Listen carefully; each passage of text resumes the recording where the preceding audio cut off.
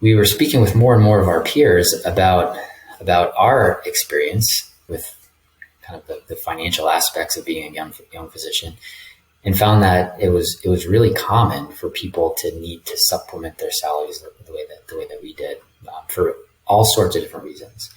And it was based on that understanding and the stressful nature of our finances early on in our career that we founded Doc2Doc Lending. And what Doc2Doc Lending is a company that lends exclusively to doctors, and we do so with the business supposition that our population, our niche population, is less risky than the wider population as a whole, and that the traditional metrics for which loans are underwritten and risk is calculated doesn't apply to us the way it would apply to the wider population. Welcome to the Prospective Doctor Podcast, brought to you by Med School Coach. Pre-med and medical students alike are encouraged to tune in each week for tips on how to become a strong med school candidate, gain acceptance into the school of your dreams, and succeed on your journey toward residency and becoming a doctor. Hello, everyone. I am really excited because we have another special guest, Dr. Kenton Allen. I'm just going to give you an opportunity to tell us a little bit about yourself and your journey to medicine. Sure. Well, first of all, thanks so much for having me here today, Erkeda. I'm really excited to be joining you and to be part of your community. Started my career in medicine. I always had a sense, going into college and in college that medicine was the career path for me. So kind of declared myself pretty early. I was at the College of the Holy Cross. It's a small liberal arts school in Massachusetts. Was a biology major, again, with the intention of going into medicine. Ended up doing a year between graduating college and going into medical school, where I was at the National Institutes of Health, and was trying to decide at the time whether clinical medicine was the path for me or benchtop research was the path I was going to go down. Both were really appealing to me at the time through my experience in college, and joined the lab for experimental transplantation and immunology. And so the benefits there being there was exposure both to direct patient clinical trials. So the research kind of translating into, human medicine. But also there was a benchtop component. And so I was working both with MDs and PhDs. And for me, that was the point at which I realized that the patient interaction was more valuable and more rewarding to me. And so went on to apply to medical school and went to Dartmouth Medical School. While I was in medical school there, about 2 years in, Dartmouth began to promote a program for a dual MD and MBA business degree. It was something that was appealing to me between my first and second year of medical school. I spent some time with one of my classmates in East Africa in Burundi, and had the experience of seeing that folks who have the skill set that supplements their clinical care to understand how resources can be best allocated to have the greatest impact, those folks were really impactful in that setting. And so through that experience, decided that I would join or apply to the MD MBA program, and ended up graduating in that program at Dartmouth. Went on to specialize in anesthesiology. I did my residency at Brigham and Women's, and then went back to train, subspecialize in anesthesia, acute pain and regional anesthesia at Dartmouth. And now my practice is in southern New Hampshire, where I live. I live in Portsmouth, New Hampshire, work in one of the community hospitals out of the Mass General Hospital system. And so that's been my career arc. I've been out of training and in practice for just about 7 years now, and be happy to speak to any of those parts of my experience. But that's kind of the brief overview.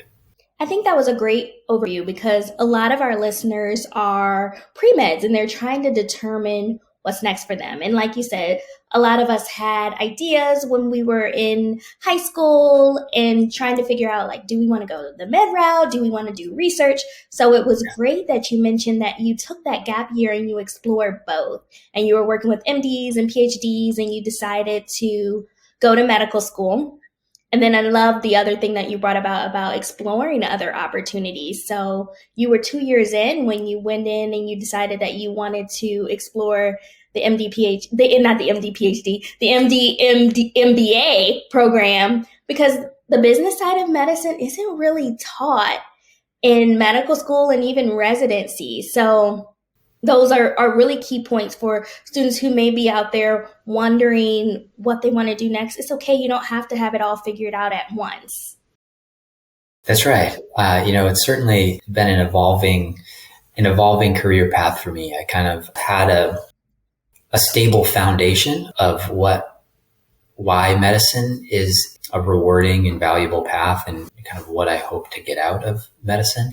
But how that's played out over time has evolved. And I can say, that when I speak about that foundation, the foundation is, I think there's kind of two ways that medicine can be really impactful and rewarding. And one is those direct patient relationships where you're sitting in front of somebody, in my instance, who's at a very vulnerable part of their life. They're about to have surgery, which is oftentimes a life-defining event. And you're their guide through that process from the beginning through the surgery itself and immediate recovery, and being able to kind of shepherd someone through what is a major life event can be really rewarding. The other aspect of medicine, though, that I think supplements that is being able to be in a position to drive positive change on a 10,000 foot level. And this is kind of under the umbrella of population health. And how systems, be it regulatory legal systems, be it kind of programs and algorithms for care within a hospital setting, or like I said, resource allocation, how you take a kind of defined sum of resources and use that to make the greatest impact for as many people as possible. That also is really rewarding. But in a different way. And in medicine, there's the opportunity to have both of those. And I always knew that I wanted to be impactful in both realms. And that was really the tug from both clinical medicine and research. The studies that come out of these clinical trials are impactful around the world and help tens of thousands of people, but they can take years and decades to develop, as opposed to those daily interactions with one patient who you shepherd through. And so I knew I wanted to have a hand in both sorts of medical impact in the healthcare world, but how that actually played out changed over time and was in part due to opportunities that presented themselves and in part due to kind of my shifting interests as I learned more about what resonated with me the most. Absolutely. I don't think I could have said it better. I'll point out two things that you said. Number one, about being with patients in their most vulnerable state, regardless of what specialty you practice in. Most of the time when patients come to you, they're coming because they need it. And a lot of times, I know when I was in residency, one of my attendings told me, like, you may have 20 or 30 patients in a day, but for most people, they only have that one encounter with you. So trying to not make people a number and engage with them and make them feel comfortable, make them feel safe, make them feel helped and listened to is important. And then when you were saying there are also many ways to help people, which we may not necessarily think of. We think about the one-on-one clinical interactions, but like you said, you can help people from higher levels, meaning you can go and do research and help people on a population health-based way. You can go and work for the health department and work in that way for population health where you're not necessarily caring for the patients directly. You can work for startup companies, pharmaceutical companies. The world is endless. So the good thing about listening to this podcast and everyone's different journey is that you can learn and kind of think about different things that you may be interested in. And as you mentioned, as time changes, you change too. So you may want to do different things. And speaking of something different that we haven't mentioned that you're doing, you're also a co-founder of an organization called Doc2Doc Lending. Can you tell us about what inspired you to create this company and how it could benefit our listeners? Yeah, so Doc2Doc Lending was I speak about the two areas of impact, being able to impact on an individual level and being able to impact on a wider population level, and Doc2Doc falls under the category of wanting to make an impact on a population level. It was born out of my experience of being a resident in Boston. At that time in my life, there was a lot of times where financial stressors were more stressful for me than the clinical workload, which was 80 hours a week and really grueling. Yet, what weighed on me more so than anything were some of the financial pressures at that time in my life. And I can share with you, when we moved to Boston, I was married. My wife was a nurse. We met in the hospital at Dartmouth and moved to Boston together. She had supported me through medical school and business school. We had 2 young daughters under the age of 3 during residency. And my financial profile was I came out of training with $225,000 in student loan debt. My salary as a resident was about $55,000 a year. Rent in a bad part of Boston was over $2,000 a month.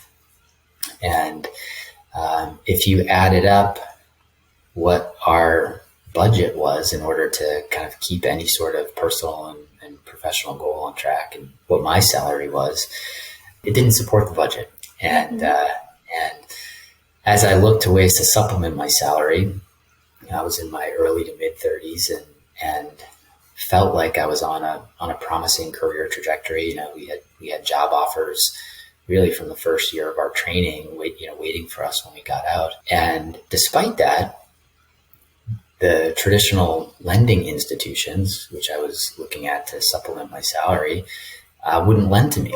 And if they did, it was at predatory interest rates. The reason being that if you looked at my financial profile based on the metrics, the way that these banks were used to looking at people, I had really high debt and relatively low income, and I was viewed as really risky. And it was frustrating and felt unfair because I didn't feel like I was risky. And so circle back a few years out of training, and myself and a co-resident of mine, Zwade Marshall, who we were in residency together at Brigham and Women's, we were speaking with more and more of our peers about our experience with kind of the financial aspects of being a young physician, and found that it was really common for people to need to supplement their salaries the way that we did, for all sorts of different reasons. And it was based on that understanding and the stressful nature of our finances early on in our career that we founded Doc2Doc Lending. And what Doc2Doc Lending is a company that lends exclusively to doctors, and we do so with the business supposition that our population, our niche population, is less risky than the wider population as a whole, and that the traditional metrics for which loans are underwritten and risk is calculated doesn't apply to us the way it would apply to the wider population. And so, we use in our underwriting doctor-specific metrics. We tend to be more prospective looking instead of retrospective looking as it relates to financial profiles.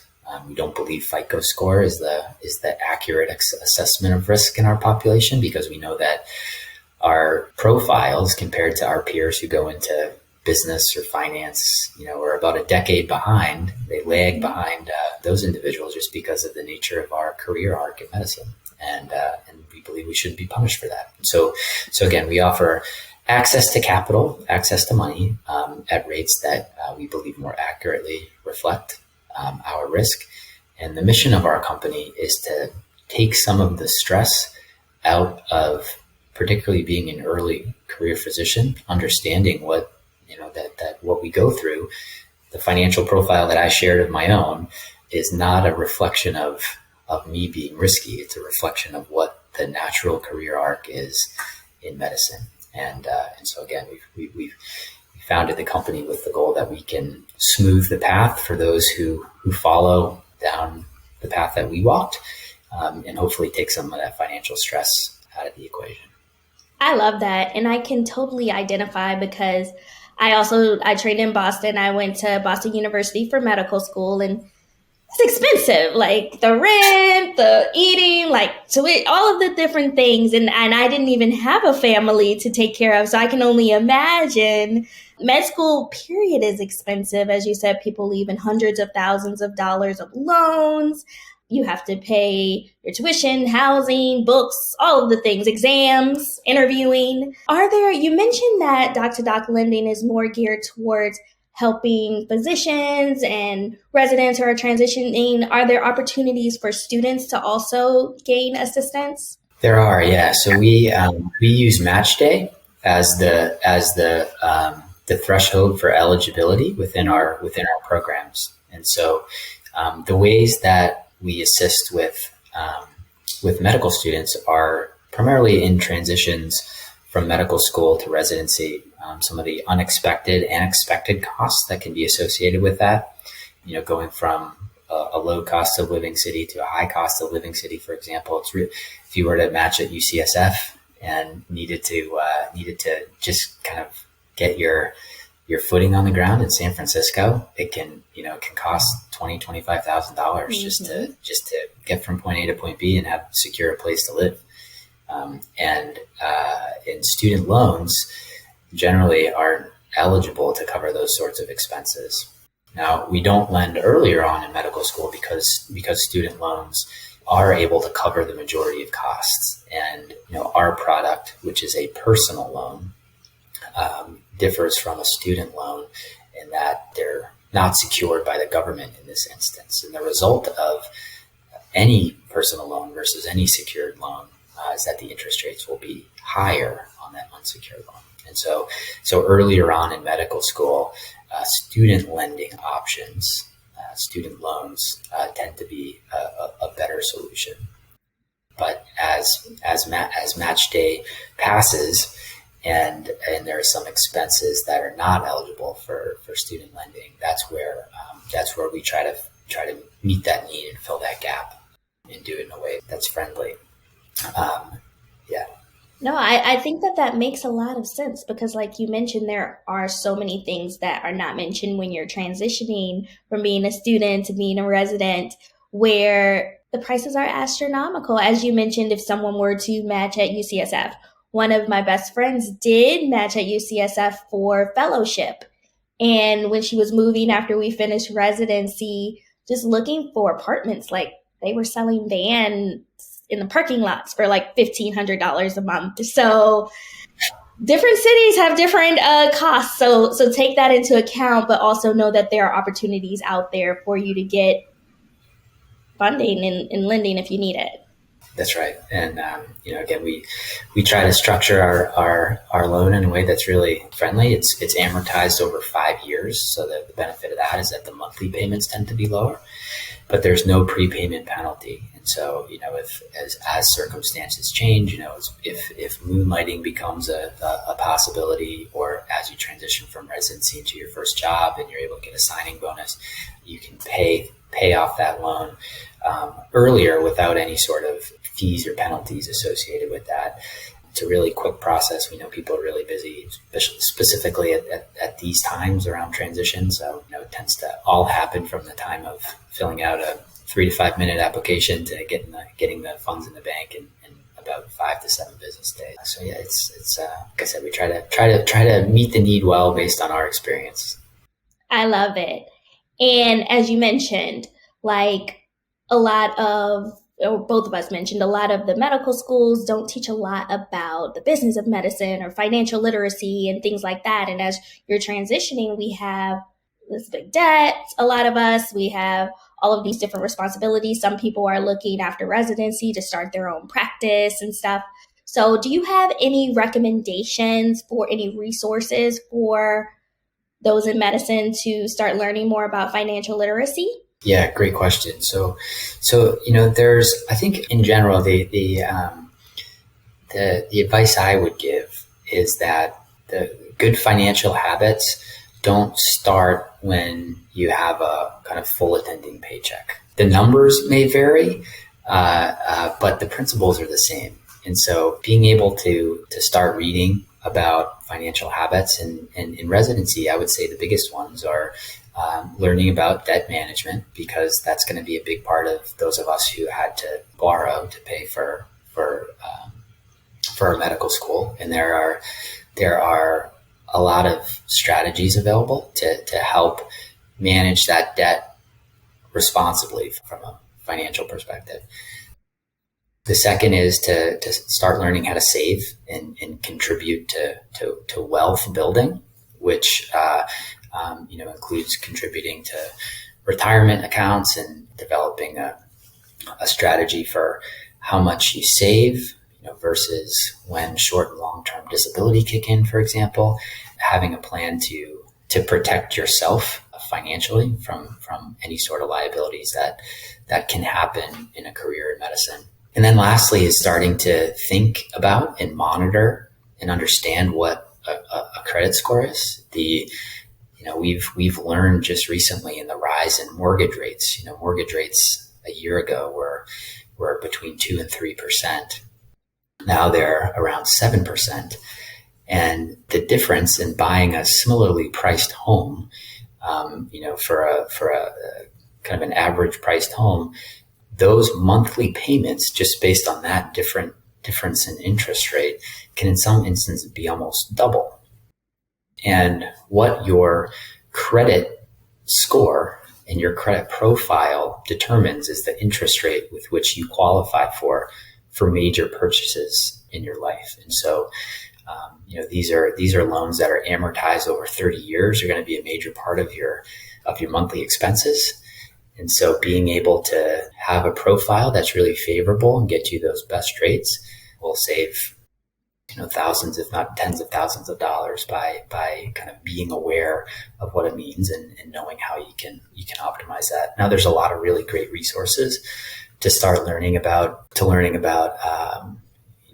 these sorts of issues specifically for doctors.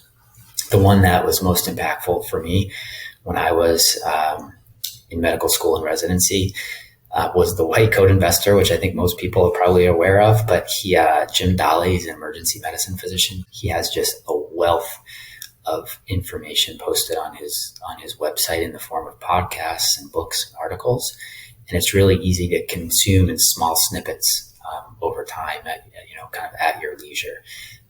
And that was when I was at that phase in my career. I made it a point to every week or so read up on a new topic, and that was one of my first stops. I love that. You shared like a wealth of information. So hopefully, guys, you can like save this information, take some notes, share it with some friends who may not be our regular listeners, because this is a lot of information that will actually benefit you in the future. So with that being said, I really appreciate you coming to share your pearls of wisdom. And I just want to give you an opportunity to say goodbye to our listeners and tell them how they can reach out. Sure. Well, first of all, thanks for letting me be part of your community. It's always really rewarding speaking with people who are, like I said, kind of going down a path that we've been down, and wanting to be able to help smooth it. With respect to Doc2Doc Lending, we have a landing page, Erkeda, specifically for your community, which I think is going to be shared in the notes here. That's a great way to learn about our product, and anybody who thinks it might be a fit for them. The application is right there. There's no negative impact to your credit score by filling out that application.